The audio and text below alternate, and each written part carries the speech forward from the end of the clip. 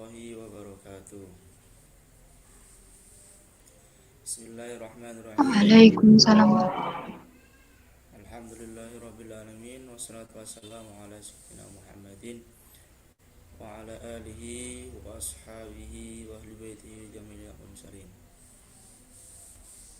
Puji syukur kehadirat Allah yang telah memberikan kesempatan pada kita sehingga kita bisa berjumpa lagi dalam mengikuti kajian fikih Safinatun Najah pertemuan ke berapa ini? Ke-9 ya. Baik, sebelum kita mulai, mari kita seperti biasa bertawasul kepada para guru kita dan kepada salafus soleh, khususnya kepada sahibul kitab ala hadiniyah wa qulinatin sholihah wa ila hadratin nabiy Mustafa Muhammadin sallallahu alaihi wasallam. Al-Fatihah. A'udzu billahi minasyaitonir rajim. Bismillahirrahmanirrahim. Alhamdulillahirabbil alamin. Arrahmanir rahim. Maliki yaumiddin. Iyyaka na'budu wa iyyaka nasta'in. Ihdinas siratal mustaqim. Siratal ladzina an'amta 'alaihim ghairil maghdubi 'alaihim waladdallin.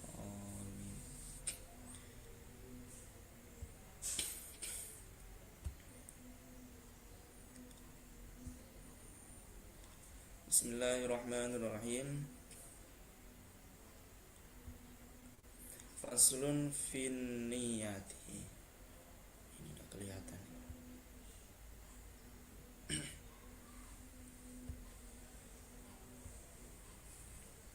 Faslun fin niyati sholati.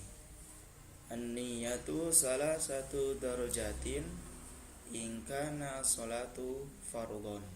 Wajaba qasdul fi'li wa ta'yinu wal fardhiyah. Pasal ini menerangkan tentang babnya niat sholat ya. Jadi dalam niat itu ada beberapa kalimat yang wajib diucapkan dan wajib diniatkan dalam hati. Meskipun tak semuanya kalimat niat itu wajib diucapkannya atau diniatkan dalam hati. Secara kemasyhuran kita sudah tahu bahwasanya lafaz niat itu lumayan panjang. Kalau kita ingat-ingat usolli, misalkan sholat niatnya sholat fardu ya, usolli fardhal ashri, usolli fardhal isya'i arba'a raka'atin mustaqbilal qiblati adaan lillahi ta'ala. Itu semuanya ada yang wajib diucapkan dan ada yang hanya sunnah diucapkan. Di bab ini akan diterangkan tentang niat, lafaz-lafaz yang wajib diucapkan ketika berniat. An-niyatu salasu darajatin. Niat itu ada 3 tahapan. Tahapan yang pertama, in kana sholatu fardhon, jika sholatnya itu berbentuk sholat fardu, maka wajib qasdul fi'li wa ta'yinu wal fardiyatu. Maka wajib ketika niat itu menyengaja pekerjaannya. Maksudnya bagaimana? Menyengaja pekerjaannya ini yang dijelaskan dalam niat adalah ngapain niat apa yang akan dikerjakan. Oh, sholat berarti usolli ya, usollinya itu yang wajib diucapkan di tahapan yang pertama.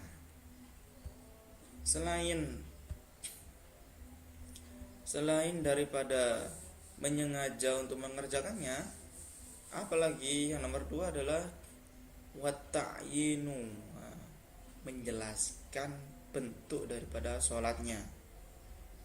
Kalian niat sholat apa? Oh, saya sholat, katakanlah saya sholat asar misalkan. Jadi usolli itu adalah qasdul fi'linya, al-asrinya, usolli fardhul asrinya itu adalah ta'yinnya atau bentuk daripada sholatnya.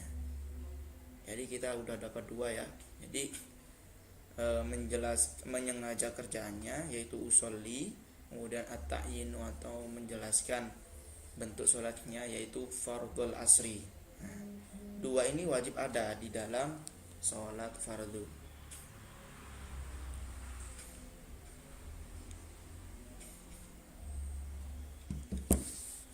Yang ketiga wal fardiyatu, yang ketiga kefarduannya. Nah, jadi sholat fardu itu kan wajib, jadi fardunya harus dijelaskan. Jadi kalau saya jelaskan, saya contohkan, usalli fardhol asri, gitu aja, yang paling wajib gitu aja, sudah cukup Ustaz, sudah. Meskipun kalian tidak melanjutkan salasa rakaatin, arba rakaatin, rakaataini, mustaqbilal qiblat lillahi ta'ala sampai ke belakang. Kalau kalian hanya melafadzkan usolli fardhul asri saja misalkan, atau usolli fardhul subhi aja misalkan, itu sudah sah, sudah cukup niatnya, sudah dikatakan sah untuk niatnya. Seperti itu. Berarti kalau dilanjutkan bagaimana? Ya, itu lebih baik, semakin sempurna ya. Dulu saya pernah sampaikan, semakin sempurna kalian ibadah, maka nilai pahalanya juga akan semakin sempurna.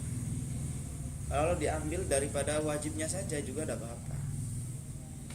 Kadang sesuatu yang membuat kita malas itu terlalu banyak sunnah-sunnahnya, maka lebih utama apa, mengerjakan wajibnya saja daripada nanti mengerjakan sunnah, toh nanti itu menjadikan sholat kalian atau ibadah kalian menjadi was-was atau tidak istiqomah lagi. Ya mending kita kerjakan yang wajib-wajibnya saja, itu yang lebih utama. Kemudian tahapan yang kedua, wa in kanat nafilatan muaqqatan karatibatin aw dzata sababin wajaba qasdul fi'li wat ta'yinu.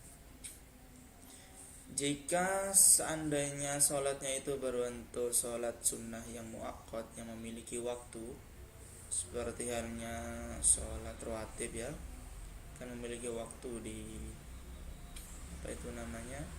di sholat kita, atau sholat yang memiliki waktu seperti halnya sholat duha ya kan, atau sholat yang memiliki sebab, misalkan sebab tidak adanya hujan, maka dianjurkan untuk sholat istisqa. Atau juga sholat yang disebabkan karena adanya gerhana bulan atau gerhana matahari, maka ini juga dikatakan sholat nafilah muaqqatatan aw dzata sababin. Bagaimana dalam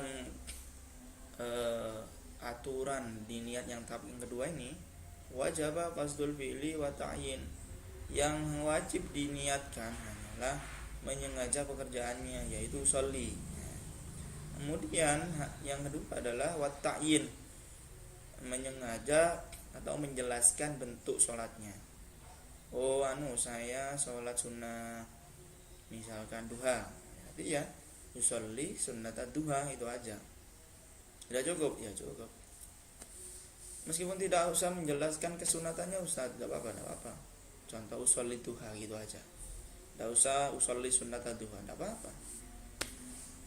Sah apakah sholatnya, apakah sah nanti? Sah juga, meskipun tidak ada lafaz sunnahnya, usolli duha atau usolli istisqa atau usolli qobliyah, seperti itu. Muaqqadatan wajib qasdul fi'l wa ta'yin, itu adalah tahapan niat nomor 2. Selanjutnya wa in kana nafilatan mutlaqatan wajib qasdul fi'li faqat, sedangkan tahapan yang ketiga adalah jika sholat sunnahnya mutlak, sholat sunnah mutlak, maka wajib qasdul fi'li faqat, wajib hanya menyengaja pekerjaannya saja, tidak usah menambahi daripada bentuk sholatnya atau kesunatannya. Usolli saja berarti ya, usolli itu aja sudah cukup ya, cukup itu jika mengerjakan niat daripada sholat sunnah yang mutlak. Sedangkan al-fi'lu yang disebut dengan fi'il atau pekerjaan apa? Usolli, usolli itu kalimat usolli. Wa ta'yinu, sedangkan ta'yin itu apa? Itu contohnya zuhron atau asran ya. Bentuk sholatnya apa? Zuhur, asar itu. Sedangkan wal fardiyatu, yang dimaksud dengan fardhiyah itu apa ya? Contohnya fardhon itu lebih mudahnya. Jadi kitab Safina ini kitab yang sangat mudah sekali ya, bukannya mudah ya, tapi kitab yang sangat umum. Artinya butuh dijelaskan, tidak bisa kita terima begitu saja, karena akan banyak menimbulkan pertanyaan.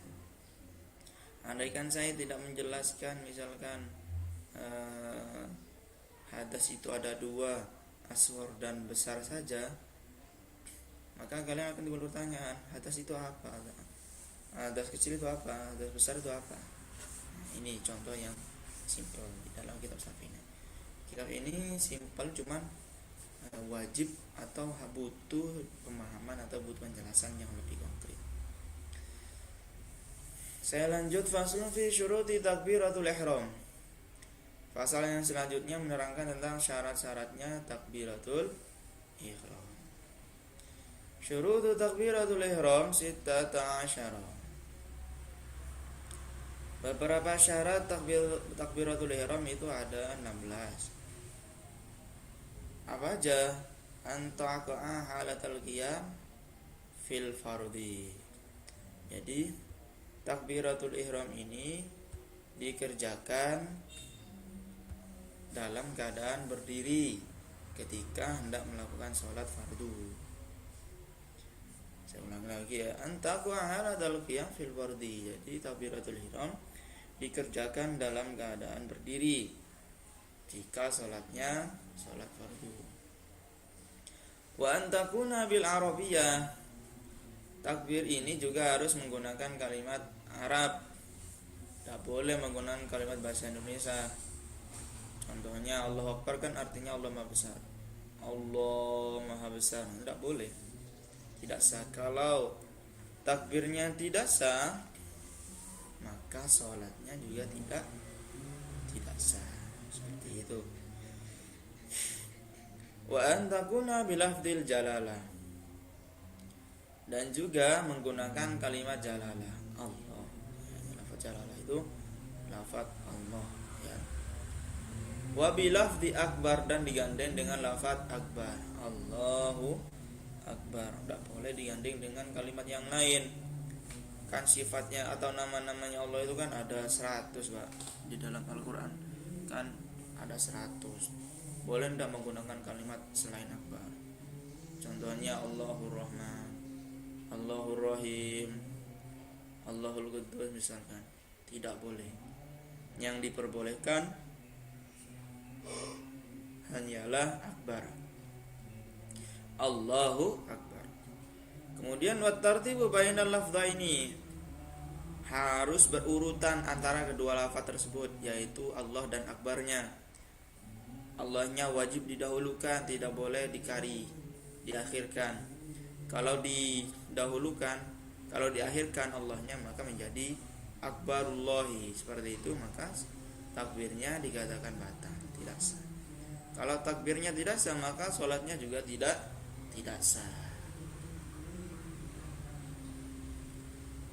Maka yang benar kalimatnya menggunakan kalimat berurutan, Allahu Akbar, tidak boleh dibalik-balik. Wala yamudda hamzal jalalah, dan juga memanjangkan kalimat hamzahnya jalalah. Contohnya Allahu Akbar. Jadi hamzahnya A-nya itu tidak boleh dipanjangkan. Contoh Allahu Akbar, tidak boleh. Tidak boleh memanjangkan hamzahnya lafaz jalalah. Yang boleh dipanjangkan itu lafaz lamnya, Allahnya, Allahu Akbar, seperti itu. Jangan dibalik-balik. Misalkan sok-sokan mulai wis lulus TBK atau ahli nahwu, lafadznya dipanjangkan hamzahnya atau dibolak-balik lafadznya, tetap tidak boleh. Wa adamu maddi ba'i, dan tidak memanjangkan lafadz barnya juga. Kalau dipanjangkan, contohnya Allahu Akbar, tak boleh ya. Baknya itu tidak boleh dipanjangkan. Jadi dalam kedua lafaz ini yang boleh dipanjangkan hanya Allahnya saja. Allahu Akbar. Menyesuaikan daripada seberapa lama kalian mengucapkan niat dalam hati. Wa alla yushaddidal ba, dan juga tidak boleh mentasydid lafaz ba-nya, huruf ba-nya. Contohnya Allahu Akbar. Tawallud menjadi tawallud nanti. Juga tidak boleh. Wala yazida wawan sakinah au mutaharikatan bainal kalimat. Juga tidak boleh menambahi kalimat wawu di antara keduanya, antara Allah dan akbarnya. Contoh Allahu wa akbar. Tidak boleh seperti itu. Atau disukun wawunya Allahu akbar. Juga tidak boleh. Hu-nya tidak boleh dipanjangkan, apalagi tambah wawu, tidak boleh. Ya kalau takbir itu ya biasa-biasa aja, seperti yang sudah diajarkan oleh para guru kita, yang sudah dicontohkan sama guru kita. Tidak usah nyeleneh lah ibadah itu. Ibadah itu tidak usah sok-sokan. Kadang ada ya anak-anak yang baru tahu ilmu fikih, dia itu sok-sokan. Sholatnya, takbirnya, kemudian gerakannya, udah apa-apa, wajibnya gini, yang penting sah. Iya sah, cuman kan masa sama Tuhan seperti itu ya. Jadi ya kita biasa-biasa aja lah. Ibadah itu tidak usah ditunjuk-tunjukkan, yang penting hubungan kita sama Tuhan kita jaga. Insya Allah ibadah kita akan mudah diterima semua. Orang yang sholatnya biasa-biasa saja atau sempurna saja, itu belum tentu diterima sama Allah. Apalagi orang yang ibadah yang banyak ulahnya, banyak neko-nekonya, tambah ini dikurangi, kayak orang yang ahli fikih saja.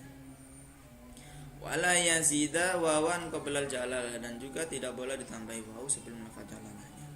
Contoh Allahu Akbar menjadi Wallahu Akbar. Nah, jika itu tidak boleh. Wallahu Akbar, menambahi waw di lafaz sebelumnya Allah itu tidak boleh.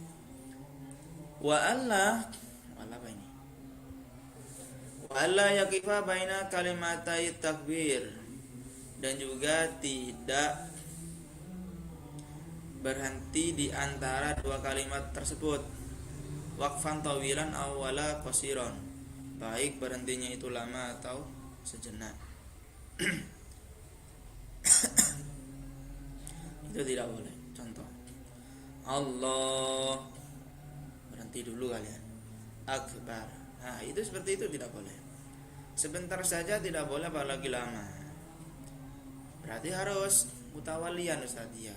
Harus berkesinambungan antara lafaz Allah dan akbarnya, harus berkesinambungan. Allahu Akbar, seperti itu.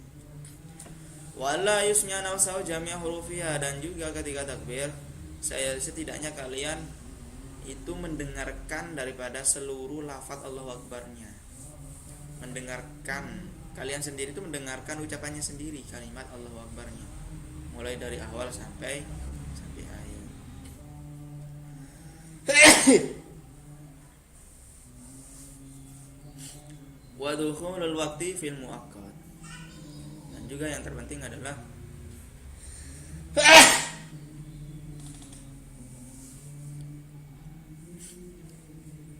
yang terpenting adalah masuknya waktu ketika kita sholat yang memiliki waktu. Ya ini tentunya menjadi syarat sholat ya, bukan hanya takbirnya saja. Masuk kita takbir sekarang, sholatnya nanti ya tidak mungkin. Artinya ketika kita takbir, kita harus melihat waktu dulu. Oh ini waktunya sholat, oh ini belum. Makanya sebagian daripada syaratnya sholat itu harus mengetahui daripada waktunya masuk apa belum.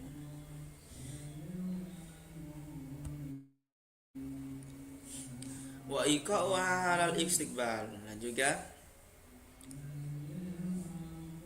mengerjakannya ketika itu. Nah, maksudnya bukan dipending-pending, bukan dikerjakan yang kemarin atau yang tadi, enggak. Dikerjakannya ketika itu, ketika hendak melakukan sholat. Wa alla yukhilla biharfin min hurufiha, dan juga tidak boleh memberikan kalimat yang lain atau menyela-nyelai di antara beberapa hurufnya Allah. Menambahi waw saja tidak boleh, apalagi menyela-nyelai kalimat yang lain. Wa ta'khiri takbiratul ma'mum an takbiratul imam, dan juga takbiratul makmumnya ini jangan sampai mendahulukan daripada takbiratul imam. Artinya ketika kita sholat jamaah, usahakan takbiratul ikhramnya menunggu imam. Beda lagi kalau kalian menjadi imam, maka takbiratul ihramnya mendahului daripada makmum. Begitu tentang seputar penjelasan takbiratul ihram. Selanjutnya, faslun fi syurutil Fatihah. Syarat ini menerangkan tentang beberapa syaratnya surat Fatihah. Sesudah niat takbiratul ihram, kemudian Fatihah. Syurutul Fatihah asyarah. Syarat-syaratnya Fatihah itu ada 10. At-tartibu wal muwalatu wa mura'atu hurufiha wa mura'atu tajdidatiha. Wala yaskuta saktatan tawilatan wala kasiratan yaqsidu biha qad al-qiraati wa qiraatu kulli ayatiha wa minha al-basmalah wa adamul lahni al-mukhilla bil ma'na. Jadi syarat-syaratnya Fatihah yang pertama adalah at-tartib, berurutan. Tidak boleh kita mendahulukan ayat yang kedua daripada ayat yang pertama, atau ayat yang ketiga daripada ayat yang pertama. Artinya berurutan mulai dari bismillah sampai waladdallin. Wal muwalatu, selanjutnya harus bermualah, artinya berkesinambungan. Tidak boleh berhenti-berhenti, tidak boleh disela-sela, ya, berkesinambungan intinya. Berhenti-berhenti saja boleh, apalagi disela-sela. Ya. Beda lagi berhentinya itu ketika kita mengambil nafas. Bismillahirrahmanirrahim, bernafas lagi. Alhamdulillahirabbil alamin, bernafas lagi. Ar-Rahmanirrahim, bernafas lagi. Maka dikatakan tidak apa-apa, karena bertujuan berhubungan dengan sesuatu sholat juga. Karena nafas kalau kita sholat dan nafas ya mati ya. Maka kita diperbolehkan mengambil nafas di antara sela-selanya ayat suratul Fatihah. Mualah. Yang dimaksud tidak boleh ini menambahi atau berhenti yang lama, sekiranya dikatakan pisah antara ayat satu dengan ayat yang lain. Contohnya, Bismillahirrahmanirrahim, kalian berhenti, nafas satu kali aja udah cukup, kalian nafasnya 10 kali.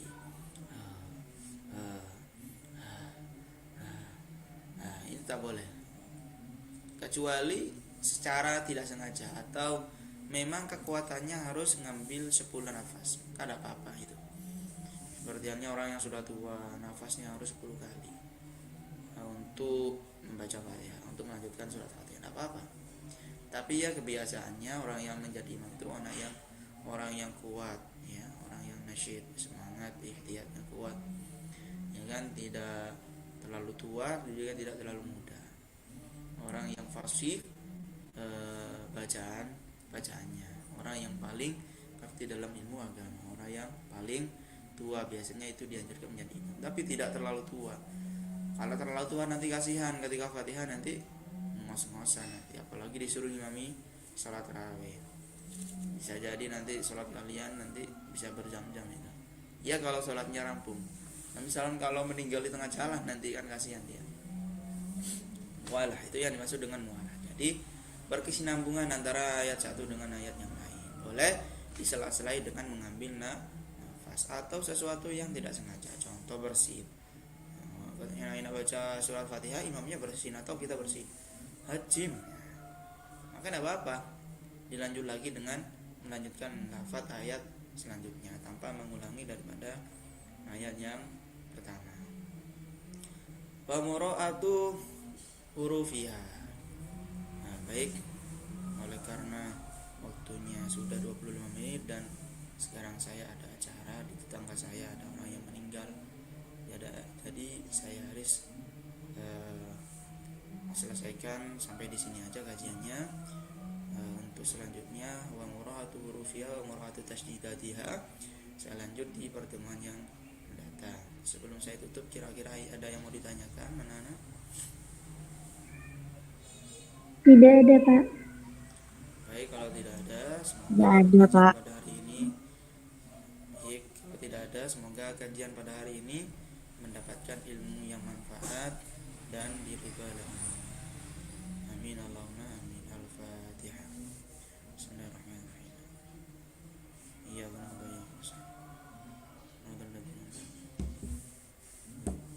Hadza minni wa lakum minkum. Assalamualaikum warahmatullahi wabarakatuh. Waalaikumsalam Waalaikumsalam warahmatullahi warahmatullahi wabarakatuh. wabarakatuh.